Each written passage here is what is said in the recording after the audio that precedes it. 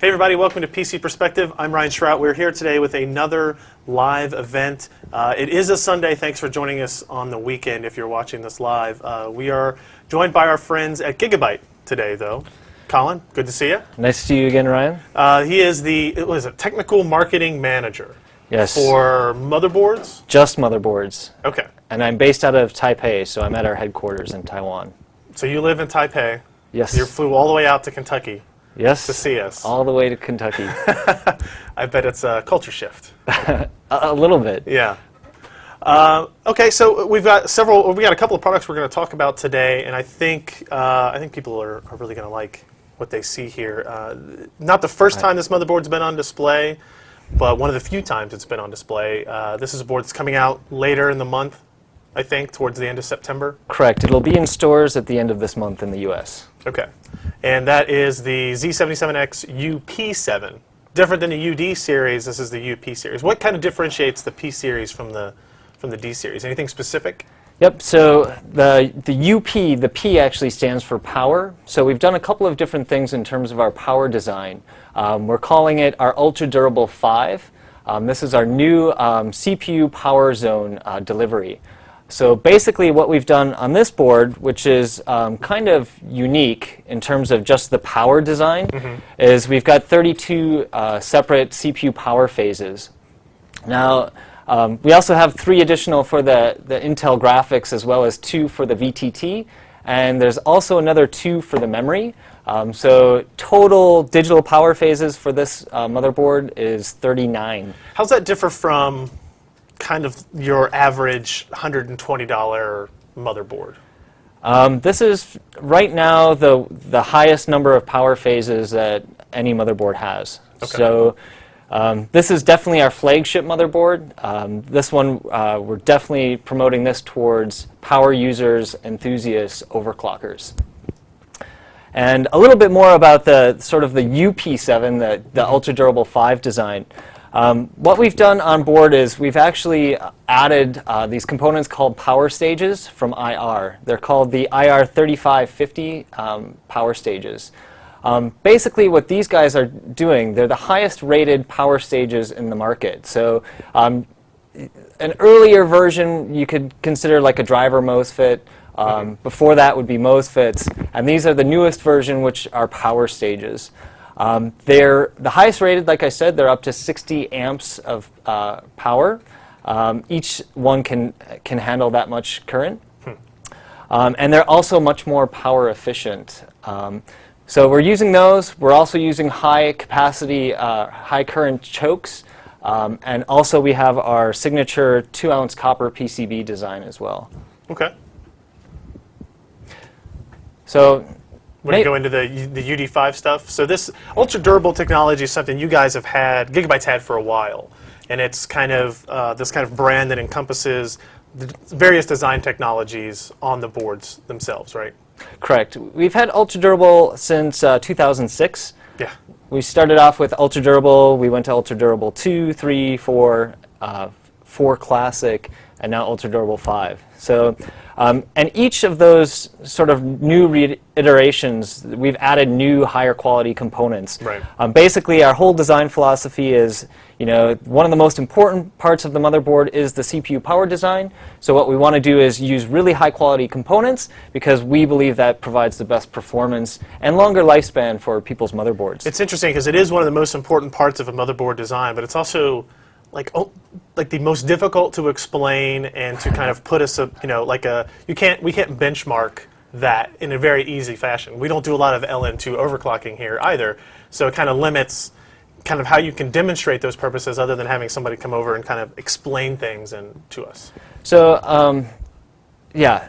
It's, you can't run the motherboard for, if you're rating this board for 10 years and then show at the end, yes, it has longer life. Yeah, but there's it's a long benchmark. But there's certain things you can show, like temperature, for example. The lower the temperature, that means the more efficient those components are working, means less electrical waste. So temperature is one of the things. Also, more headroom for overclocking. So basically, if you're able to provide more current through each single component, that means that you're actually able to have better performance, or there's more room for you to raise your voltages when you're actually overclocking. Okay. Yeah, so on this board, like I said, there's 32 power phases, which is quite a lot.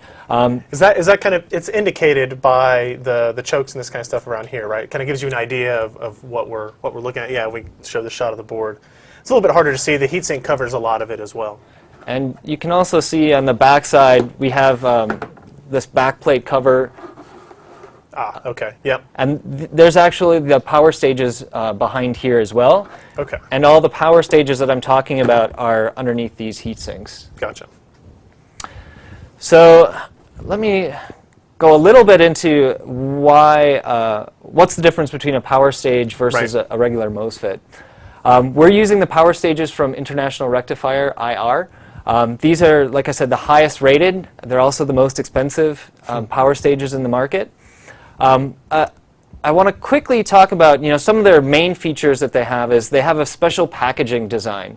So when power stages are actually manufactured, they're done by silicon. So each layer is done at IR. They start with the copper plating at the bottom for the connectivity, and then they add things like the high side, low side MOSFET, also the driver MOSFET, and all of that is done in stages, just like your CPU silicon is designed. Okay. The difference between that and like a driver MOSFET is like a driver MOSFET is actually manufactured. So you can get the high side, low side MOS and you assemble them into the package. You can get the driver and that could come from a third party and you can assemble that into the package, and then it's all, the different layers are assembled. So it's kind of a more traditional way of building the power circuitry on a board. And then you have even traditional MOSFETs, and those are basically multi-chip design. So that means that each of the chips, the drivers, the high side, low side, they're all individual chips. Sometimes you have multiple chips for each, like 2 high side, 2 low side. So that means they're in separate packages. So that means more board real estate is eaten up. Also, they're less, they waste more electricity because they're, obviously the electricity has to go from chip to chip to chip. Gotcha. Rather than all being an internal package. Makes sense. So, like I said, also IR, they have a couple of different patented technologies for their power design. Also, some of their gating that they use as well is all designed by IR. Okay. And this is sort of some of the things that we were talking about before. So you see the traditional MOSFET, they have several different chips. I think this picture kind of demonstrates it very well. You see how much real estate just on the board it takes up. Is the power stage? It's obviously physically smaller than that, than those combined components, right? Yep. So the power stage is it's a very tiny chip. It's almost there. It is right here. Yeah, okay. You can see it right there. So this is a good comparison side by side. So it's the same size as maybe one of the low side MOSFETs, even a little bit smaller. So definitely, that's why we can do things like put 32 on a motherboard. Interesting. I like this picture. So this is like a cutaway, I guess, of one of the power stages? So this one's an X-ray picture of actually our the IR power stage. And this one is, we've taken the top cover off of it. Okay. And this kind of shows a sort of unique thing about IR in that they have a copper connectivity between the FETs. So basically it is much more energy efficient and much more direct than using electrodes or wires between the two. So it's kind of interesting. Here's you can actually see the driver. So this drives the different FETs. This is actually where all your instruction sets are. So this is like a typical trace that you would see on a motherboard, and you can see the difference in how this just looks like it would transfer more electricity, current, heat, all that kind of stuff throughout the entire package of the device. Exactly, and it's one of their patented technologies, and that's why they're able to offer such lower, even though they take in more power, they're actually much lower temperature because of like their package design. Okay. So we're using those components on all of our ultra durable 5 boards. So we have those on our X79 boards. We have them on some of our Z77 boards. Okay. So a full range of motherboards will have them. And you can tell because they've got the UP So UP. So UP will have these power stage Correct. devices on it. Okay. Okay. So one of the things I was saying earlier is, just in terms of temperature difference, we were showing a demonstration at Computex this year that actually had several different systems with traditional MOSFETs, lower RDS-on MOSFETs, which we've been using in the past generation boards, Right. and then also our new power stage boards. And we're seeing up to 60 degrees lower temperature at different loadings using the power stages. 60 C lower? 60 degrees C lower. That's significant. So is this what kind of allows, I know one of the things we talked about earlier was if you do water cooling, you don't have to worry about having active cooling across your power delivery because of this result, because of that temperature difference? Correct. A lot of people are moving towards water block CPU coolers, and one of the downsides of those is there's no active cooling on your CPU power zone. So it's all just no airflow between Right. those components. So definitely your temperatures get very high, especially inside of a chassis without that airflow. So these have been designed specifically for those water-cooled systems. So you can actually overclock these systems, put more current to them, and they'll still be lower temperature. So you don't have to worry about them. And traditionally what happens if the MOSFET gets too hot, it'll cause a reboot, or it'll drop the CPU frequency. So Gotcha. that means less power is going through. So obviously lower temperature means also that you have more headroom for overclock systems. Right. Because it'll take longer for it to reach that higher temperature before the protection kicks in. And we should point out that when we say water cooling, we're not just talking about custom homemade water cooling kits, but if you get the Corsair, the Asetek, Antec kind of self-contained water cooling kits, you are still moving that airflow that would normally be there with the traditional heatsink off of that area, and then obviously causing some issues there. Yeah, correct. Okay. And I just wanted to point out too that these are the highest rated in the industry in terms of their efficiency. They have a 95% peak efficiency, and this is at normal operation. So actually this is the highest rated of any sort of MOSFET, driver MOSFET available in the market right now. So less power loss, less heat generated.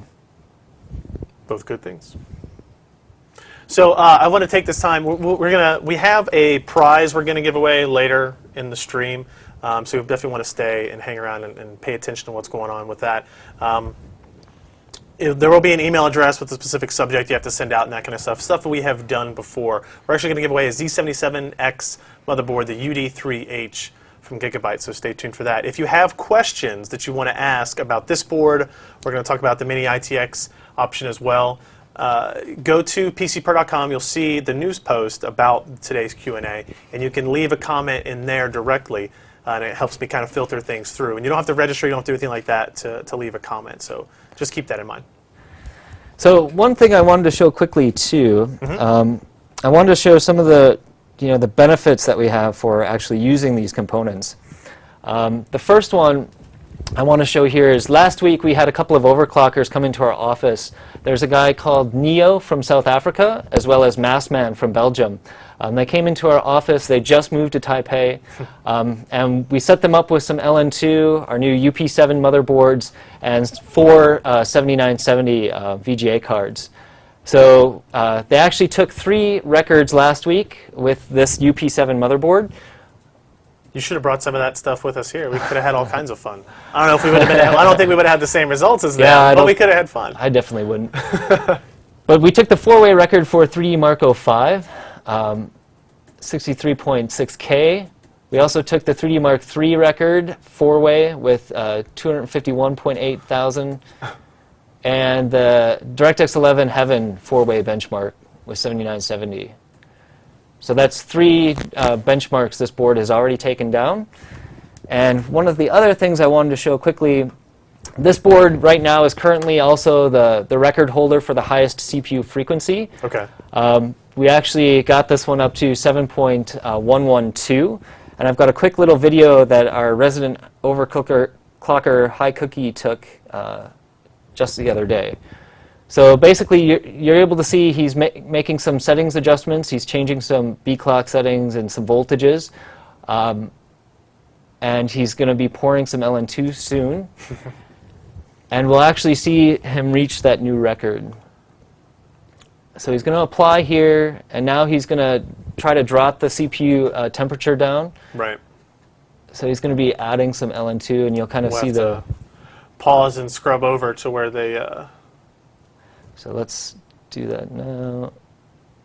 Oh, it's moving too fast for me. Yeah, pause it first, otherwise we'll miss it. There we go. All right. Ah, just missed. We just missed it. It shows up at, what was the 7.11 gigahertz? Let's try to find it again. Let's find that screenshot. Because it happens really quick. Oh. Sorry about that.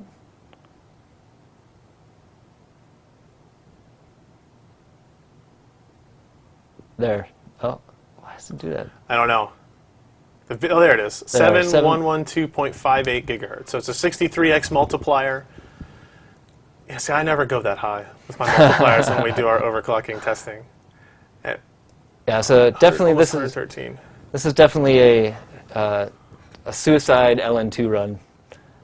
But this is trying to get that number. Yeah, just trying to get this number. So with the same. So one of the things I guess we didn't, we'll go into board features here in a minute too, but it does do 4-way Sli and Crossfire, which I think is really interesting. Yep, it does 4-way. What we've done on board, because this is obviously a Z77 motherboard, so it's got the PLX chip added on board. Right, so you've got a PCI Express 3.0 PLX chip that enables you to split the by 16 connection from the processor into 4x8 connections, I guess. So it'll do 4x8 connections. It'll also do 2x16. Okay.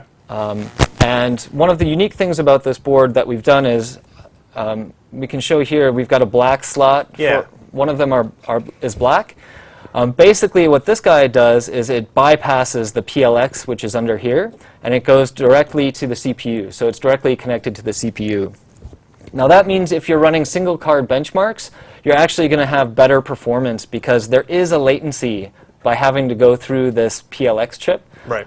So if you're running any single card benchmarks, or even if you're just using one VGA card, it's nice to have that direct connection to the CPU. And a lot of guys have been asking us for that. So what's cool about that is that the user gets a choice. If they're going to use one single graphics card to start with or whatever it is, you just put it in that black one. You're guaranteed to have the full bandwidth capability. Now, if you do that, does that mean you can't use the other orange slots for accessories or something like that? No, you can still use. It just means that this one is just bypassing that PLX connection. Okay.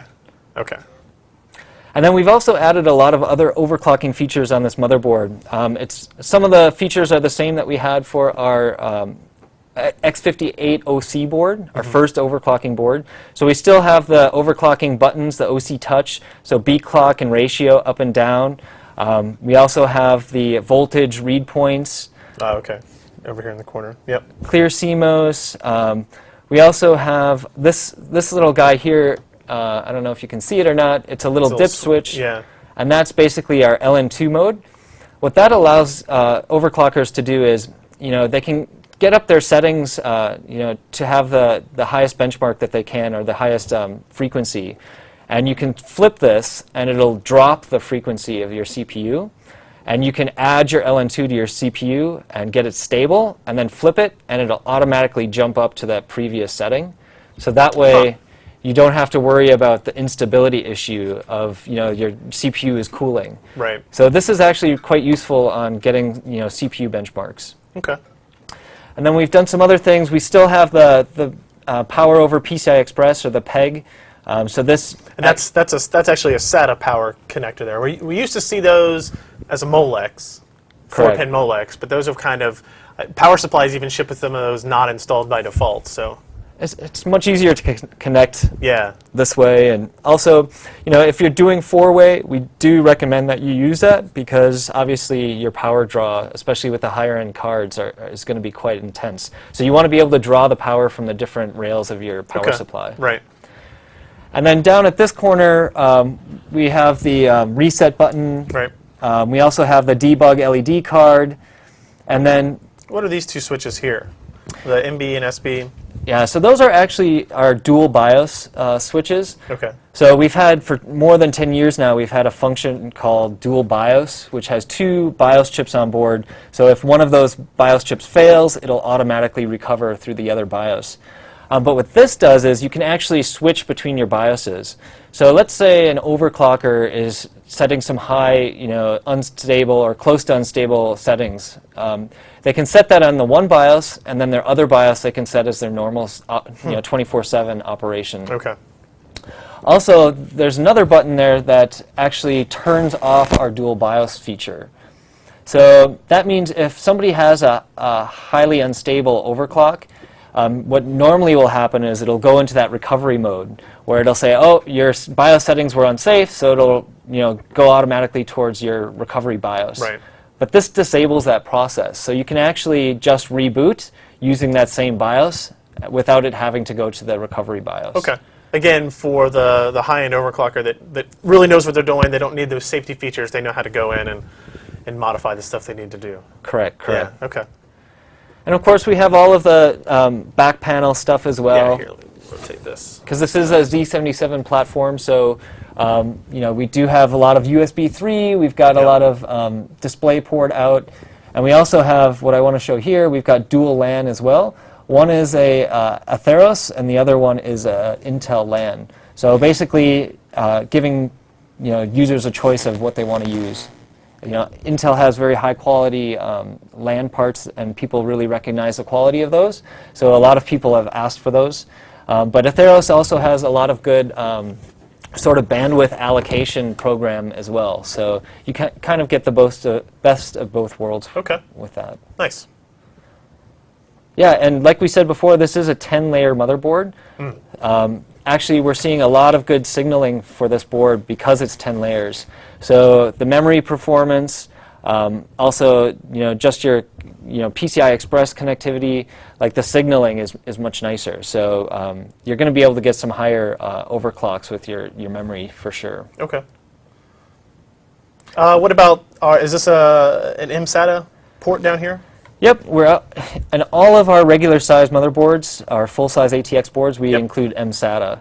mSATA is basically allows you to put a small mSATA SSD on board, and you can do different things like use Intel rapid storage technology and basically rapid smart response. Yeah, there we go. So basically, you can have a low-capacity SSD. You can fit all of your applications and programs on there, and then use a traditional hard drive to store your movies or audio or whatever. Right. So therefore, you get the speed performance of an SSD, but you don't have to pay a lot of money for it. Right. You don't take up any of your SATA connections or anything like that either. Yeah, correct. Okay. Yep. So this is our flagship motherboard. Like I said, it'll be available in the U.S. by the end of September.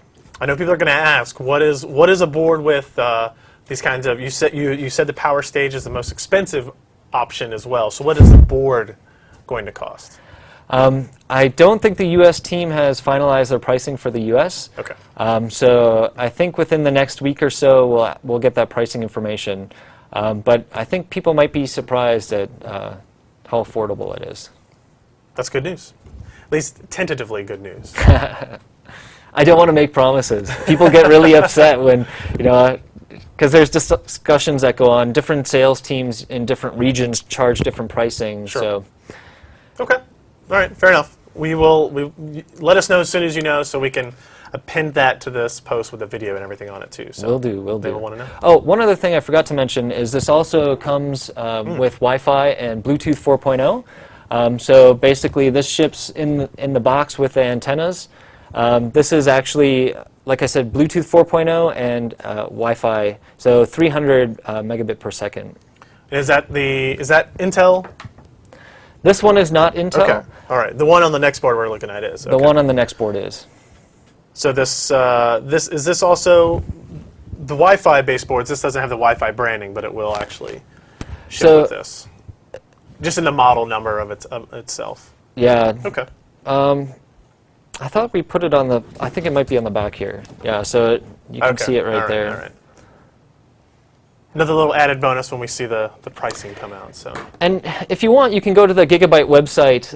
We do, in certain regions, sell this card separately, but we do have some features that go along with this as well, some online features. We've got our Cloud Connect. We also have our different BIOS features as well, where you can overclock your board using your cell phone wirelessly. Okay. All right, you want to talk about our Mini-Itx? Sure, sure. Let's swap these out here. It looks much smaller on this box, doesn't it? Yeah, so this is our Z77N-WiFi motherboard. The N stands for basically Mini-Itx. I don't know why it's N. Fair enough. But like you can see, it's smaller than normal size ATX or even a micro ATX. This is the form factor that VIA actually designed, 17 centimeter by 17 centimeter. So definitely a very small profile motherboard. So what we're thinking about, in terms of usage models for this, obviously small, you can put it into your living room. You can also make it as a LAN gaming system, and have a little bit more portability for your system. So I mean, it's a Z77, so we're talking Sandy Bridge or Ivy Bridge processors. You've got a full-size PCI Express slot, so you can add a discrete graphics card to it. For a LAN box, it makes great. Yeah. It's a great solution for that. You've got 2 DIMM slots because of spacing, but you can put 8 gigs of memory in there and you'll be off to the races. So yeah.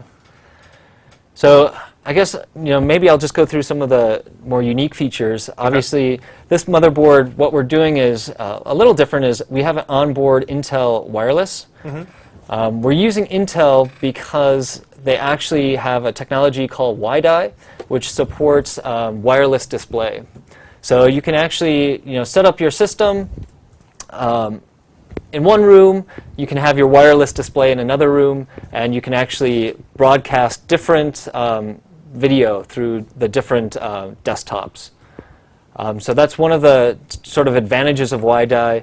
We're hearing things from some of our system integrators. They're selling this board for store displays. So basically, the shop owner will have a PC at his desk, and then in the window he'll have a WiDi-enabled monitor, or even a monitor that has the WiDi converter box. Right. And you're actually able to display store advertising, messaging through that, and then at your desk you could do maybe your accounting or whatever. How do they sell those? The WiDi boxes for people that have TVs that maybe don't have WiDi built in? Yep, there's a signal box that is sold by a couple of different manufacturers. Okay. I believe they're under $100 US.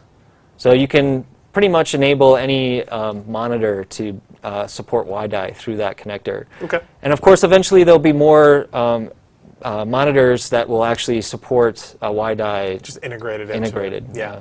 Yeah. One other thing that I want to mention with this board, with the wireless, we also have the Bluetooth 4.0. So it's similar to what we have on this guy and some of our earlier models as well. So Bluetooth 4.0 offers some benefits over the previous generation. It's lower power. Newer devices are connecting to it. So for example, the iPhone 4S is Bluetooth 4.0. So if you're connecting your phone, that means you'll have less power draw off of your phone when you're connected with Bluetooth 4.0. So you're not going to save power here on your desktop, but you'll save power on your devices. It's much more important on those battery-operated devices anyway. Correct. So also I wanted to point out some of the connectivity features of this board. We have 4 USB 3.0 ports, so 2 are on board and 2 are through there's 2 up here. And then you've got your header there for the integrated ones on the case. We also have 4 total onboard SATA, so 2 SATA 2 and 2 SATA 3 ports. We also have, this board will support 3 displays. 2 are HDMI and 1 is DVI. I don't know if I've ever seen another motherboard with 2 HDMI ports on it. Any particular reason to go that route? The reason why these boards were designed specifically for some customers that we had, some SI customers. Okay. So both the Z77 and the H77, that was one of the requests that they had. 2 HDMI ports. Two Okay. HDMI. Yeah. And then also we have dual LAN on board as well. Oh, right. So these are the same chip. They're the Realtek. So basically what that allows, because they're the same, you can actually do something called teaming.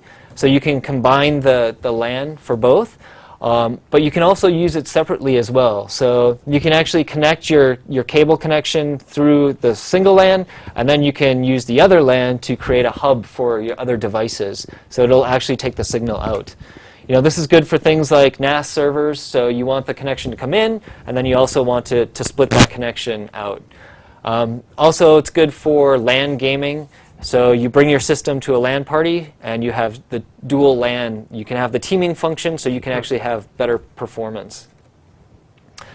So that's pretty much, you know, some of the main features of this guy here. Somebody asked in the chat room if it would support standard size heat sinks and that kind of stuff. But obviously, it will support like the kind of retail heat sinks that you'll see from Intel. When you start getting into the larger ones, I mean, if you just take a look at that, it's just it's an issue of spacing, right? With any Mini-Itx board, you're going to see this because you see the proximity to this, the proximity PCI Express in the memory slots. You're not going to be able to put one of those huge heat sinks on there. But you know, for the home theater PC, for a NAS box, even for gaming, you know, you should be able to get many different heat sinks that will fit on there easily. And honestly, there's no reason to put such a intense heatsink on this board anyway. Yeah, I would agree. So, you know, like always with these boards, people always ask us, you know, please add more features. You know, we want it smaller. But of course, like Ryan was saying, the real estate on the board is really small. You know, if we put just the wireless here, it takes up a lot of area. Mm-hmm. You know, your power design, and this is all, you know, Intel spec in terms of, you know, your area. Spacing. So there's nothing you can do about that area. So you've got your back panel, so obviously that takes up a lot of space. Fixed. So, you know, for these boards, the challenge is to find the features that are most important and to incorporate them, because you do have to be selective of what you can do. But from Gigabyte, you'll actually be seeing hopefully a much more range of motherboards in this form factor. You know, for this board, Intel is, I don't know if they've launched yet or not, but they have the lower power Core i3. Yeah. And that actually is a really good fit for this board. Low power, you can have it on your living room, you can have it on 24/7, you don't have to have a loud fan on it, so quiet 24/7 performance. But also we're looking at developing new boards in terms of thin Mini-Itx, which is another new form factor from Intel. Basically, this is for what they call all-in-one systems. So you can actually have your system on the back of your display. So display and system all in one. Those kind of designs typically are they using SODIMMs? SODIMM. So lower profile memory, obviously no discrete graphics on that. Even lower profile back panel connectors and stuff. Yeah, so everything's low profile. Intel is now currently working with the sort of the vendor support because you know that requires different things for this form factor to do an all-in-one. You know, you have to have very low profile chassis to fit it in. You have to have maybe a fanless heatsink in order to not have the fan noise. So Intel is working really hard to develop that ecosystem, so there's more and more available in the channel. And currently I think there's a couple of vendors right now that are doing some bare-bone all-in-ones that you can add the board, add the CPU, and build your own system. And I think in the future we'll be seeing more and more. Also, for Mini-Itx, it's a form factor that's just going to be growing. Hopefully you'll see from us maybe some more fully featured boards, maybe some gaming boards in the future. Now, when is this board going to be available? I know we talked about the release date of the UP7. What about the Mini-Itx options? So this board is already shipping to the different areas. I think this one will be available in the US by next week. And what about pricing? So pricing, so like I said, there's two versions. There's the H77 and the Z77.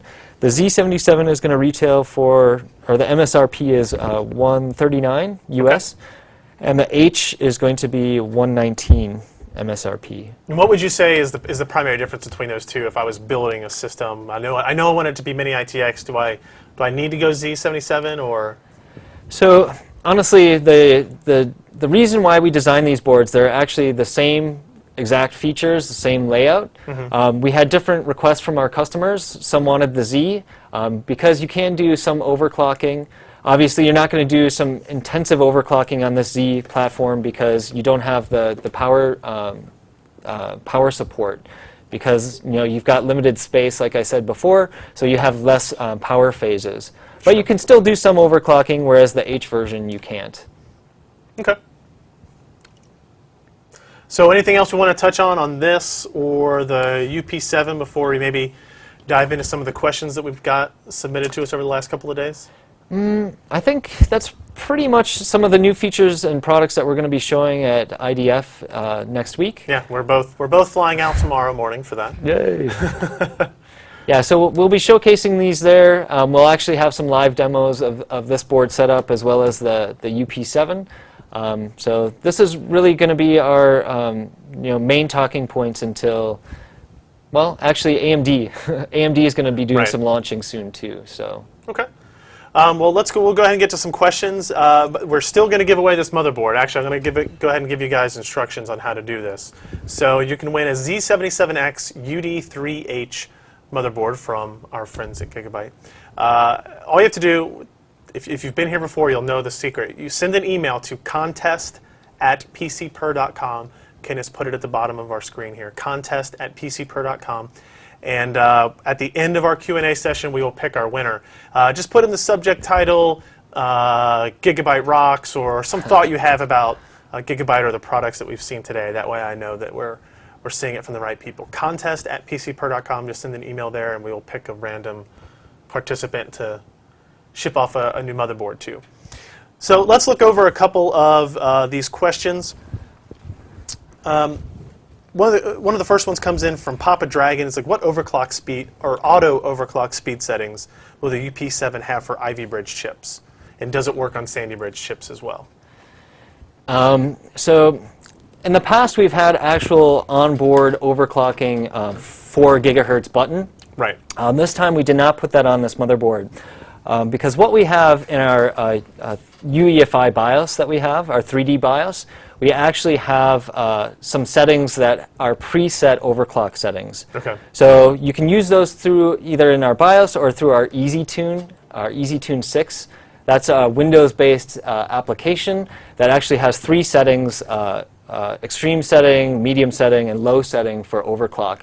And basically what that does is it'll actually test your system configuration. It'll test what CPU you have, whether or not you have an Ivy Bridge or a Sandy Bridge. It'll test various components of your motherboard, and it'll stress test them to make sure that it can handle the overclock. And then it'll automatically set those settings for you. For this board, since this is, we're really pushing this towards the extreme enthusiast users, we also have a feature in our 3D BIOS that allows you to save your profiles, and you can actually send those profiles to other people. So what we're going to do is HiCookie, our resident overclocker, and some of the other extreme overclockers, they're going to be developing their own BIOS settings, saving those profiles, and then giving them out in the forums and stuff. Are they going to mail the Ln2 with it? Or? I don't think so. But okay. Maybe keep it a little bit more modest than what we've seen there. Okay. But what's interesting about that is it'll also have a setting where you can save the entire BIOS. So if we come out with a special engineering BIOS that currently we have one BIOS that does some special tuning for an older benchmark, and it only affects this one benchmark, 3D Mark 03. And it's about a 4% increase in your benchmark performance. But that's all it does. Right. So, we want to be able to give those sort of BIOSes out to end users. So, HiCookie will come up with some settings and send those out. And you can actually just use those that way. Okay. So. We have a few questions about that black PCI Express slot. Seems to have gotten a lot of attention. What are the real-world benefits to using the native PCIe 3.0 versus the other lanes? What kind of, he's asking if they'll only see benefits in benchmarking. Will it improve actual gameplay? Is there like a percentage number you guys can put on that, or is it hit or miss? It's definitely hit or miss. Obviously, if you're doing benchmarking, it is going to have a serious, because if it doesn't have to go through the PLX, there is some lag time with that. So not having that lag, you're actually much better off with a single card, using it in the black slot, especially Ln2 overclocking. In terms of real-world performance, obviously, if you're using a high-end graphics card and you're using a single slot, your performance is going to be pretty high anyway. So you're not going to see that much more frame rates. But this is definitely just mainly for doing benchmarking. And do you see any overclocking benefits either way, bypassing the PLX or not? Obviously, if you're running 4 GPUs, you're going to get a higher score than 1. But if you're just limited to 1 GPU, yeah. So obviously, it's not going to have so much effect on your CPU overclock. But in terms of your VGA, if you're doing overclocking on your VGA, yeah, it'll definitely have some performance advantage using the single slot. Because, like I said, it just makes more sense, right? If you're connected directly to the CPU, it's a much closer path, and it doesn't have to go through this PLX chip. So your bandwidth is going to be a little bit better. Okay. This one question. I'm not going to try to pronounce that name, but they're asking if you were going to release a slimmed-down version, mainly built for overclocking, and overclocking alone, much like the revered X58A OC's no-frills overclocking features. For example, no bandwidth eating items like I/O ports and that kind of stuff. Okay, how to do this one. Our OC board, honestly, we were very proud of that board. High Cookie, that was really the first board in the market that was catered just towards overclocking. We definitely set the standard, and you see a lot of our competitors doing similar sort of features and ideas for their boards. Yeah. One of the things that we ran into with that board, we tailored it especially for just overclockers. Some of our sales teams in different regions felt it was a hard sell. Not enough of you guys were buying a board specifically for overclocking. In order to warrant removing the other features that may make it stand out to... But what's ironic about it is it wasn't a matter of the features that people didn't want. It was more of a matter of just some general users were afraid of the OC name. They thought, well, we're not an overclocker by trade. We don't, have Ln2, so this board really isn't for me. But that's not necessarily the case. So that's why, we're calling this one UP7.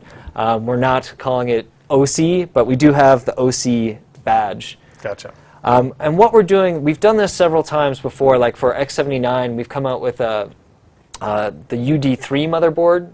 And that UD3 motherboard actually had 4-way graphics. But it was a much more pared-down version than the higher-end boards. And that was what we were sort of using as our lower-cost overclocking board. Because obviously 4-way is very important for overclocking. And some of the features, we try to make those lower-end boards maybe like the UP3. We don't say it's an overclocking board. We don't say it's only for overclocking, because obviously you can use it for much more than that. But we try to tailor it towards the overclockers. So you'll continue to see more of that from us. You'll definitely see more overclocking features on some of our lower-end boards as well. Okay.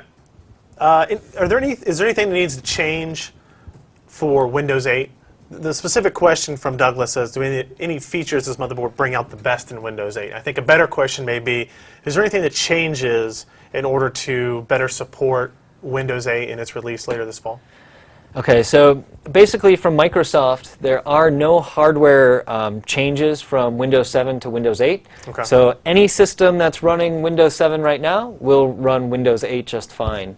There are a couple of things, specific features in Windows 8 if you want to take advantage of. There's some security features as well as some quick booting features. Those require specific things like some BIOS changes.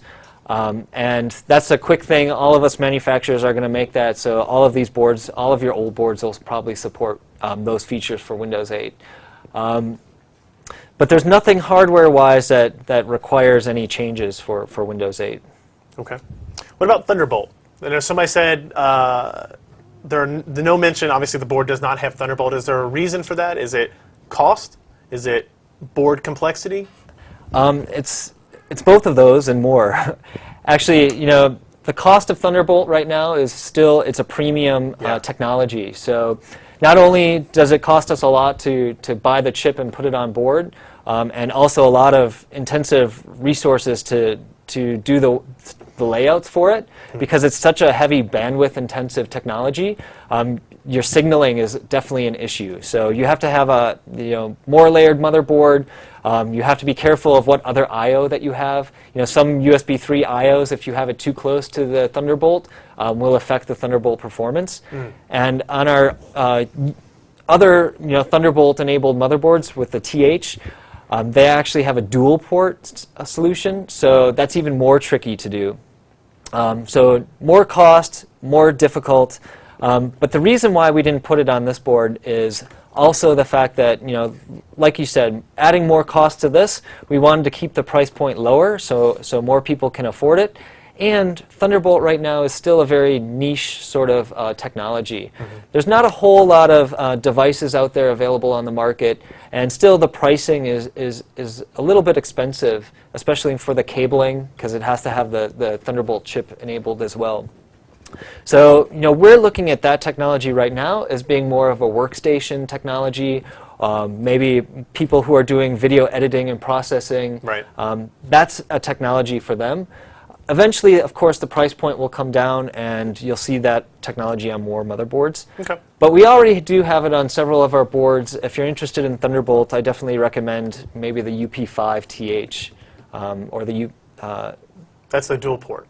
Yeah, that's the dual port. Okay. Here, interesting question from obviously somebody who's looking to buy a Gigabyte motherboard. If I were to choose between the Gigabyte G1 Sniper 3, which is a Z77 chipset motherboard as well, and the Z77X-UP7 that we were talking about today, for some sort of rig competition, what should I pick and why? Rig competition. It sounds to me like case modding, maybe? Okay, obviously. I like the orange and black finish on this, just from a look standpoint. But. Yeah, so our G1 Killer lineup is all the green and black, and our the UP7 here is obviously orange and black. So if you're going to do a rig and you want to do a color scheme, obviously that's a very important thing, which one you want to use. If you're talking about just actual, if you're doing gaming and real-world performance, obviously the G1 Sniper is tailored, the features are tailored for gaming. They've got creative audio on board, the Soundcore 3D. They also have the Bigfoot LAN as well as Intel LAN. And also form factors. We have different form factors for our gaming line. So we have the micro ATX board, so if you want a smaller system and you want to do it maybe for LAN events, definitely recommend that. But if you're doing overclocking or even gaming, if you're just using a single card with this, or you need four-way, Right. If you like the black and orange color scheme, go for it. Yeah, I think if you're, not many Z77 boards do four-way Sli and Crossfire, and obviously because you need that PLX chip to do it. So if that's an angle at all that you want to take with any kind of competition or modding or whatever, this would be a good option. Yeah, those actually are our Sniper 3 board and this board. They're some of the only boards that actually do that. So four-way, like Ryan said. Okay, well, we are going to wrap up. A couple more questions maybe that if they come in here in the chat, but we'll go ahead and pick our winner for the Z77X-UD3H. If you sent in an email, well, it's too late if you didn't. So we're going to go ahead and we use random.org for this still. The 10th email in is the winner. And goes to Slugbug55 in the chat room. Woohoo! Slugbug. Slugbug. Congratulations. I'll send you an email where you can get your shipping information and that kind of stuff. Nice. So just kind of round it out, do you have any other comments, thoughts, ideas, questions that you want to pose to the viewers, anybody watching? Actually, I do want to say a couple of things. We do have some resources available. We've got a website that we do some blogging, my team in Taiwan, Gigabyte Motherboard Tech Column. We also have our Facebook, the US Facebook, as well as our, I think my battery just died. Ah, gotcha. But we also have our, no signal. There we go, that's better. Sorry, I've been traveling with this notebook and I haven't plugged it in. This is actually our new Ultrabook, Gigabyte Ultrabook. It's not my product group, but it's nice and light. And but anyway, so we do have some things, if you want to learn more information about Gigabyte and some of the things that we're doing, some of the overclocking records that we're doing, we post that online. And please give us your feedback. We really want to know what you guys think. So go to the blog or even our Facebook and let us know, what are we doing right? What are we doing wrong? What sort of features do you guys really want to see? Because honestly, we want to make the best boards as possible for you guys, and we really do want to start off, when we produce a board, to make the best board possible. And that can only come through, getting feedback from reviewers like Ryan, as well as from end users like you guys. Yeah, I know it's a daunting task as a manufacturer and designer to kind of like poll everybody that wants to buy a motherboard and say, what do you want in a motherboard, and somehow take that information and put it into some cohesive combination and make a product out of it. But I think it's a very important part of the markets that I'm in and the markets that you're in and what we do for a living is, we try to take products from you guys and say how it best fits them or it doesn't fit them, and then you guys take our feedback, their feedback, and combine it into new products. So yeah, definitely. It's a vicious cycle. Let me tell you, we're designing our next platform motherboards for Intel, and we've already, for several months now, we've been, we ran a Facebook competition wanting to know what people's suggestions were for features. Yeah. We've been going out in the different markets and asking people in the different regions. So our sales team, our engineering team, and our marketing team, now we're in that stage of combining everything. What did we hear from reviewers? What did we hear from our end users? And we're compiling all those features, and it takes time to go through and whittle them down and find out which ones are feasible and which ones will work.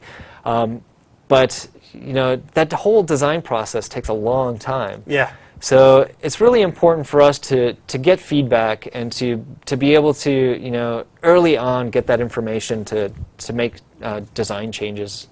So we're working hard. We hope you guys like our products, and we'll continue to pump out the highest quality product that we can.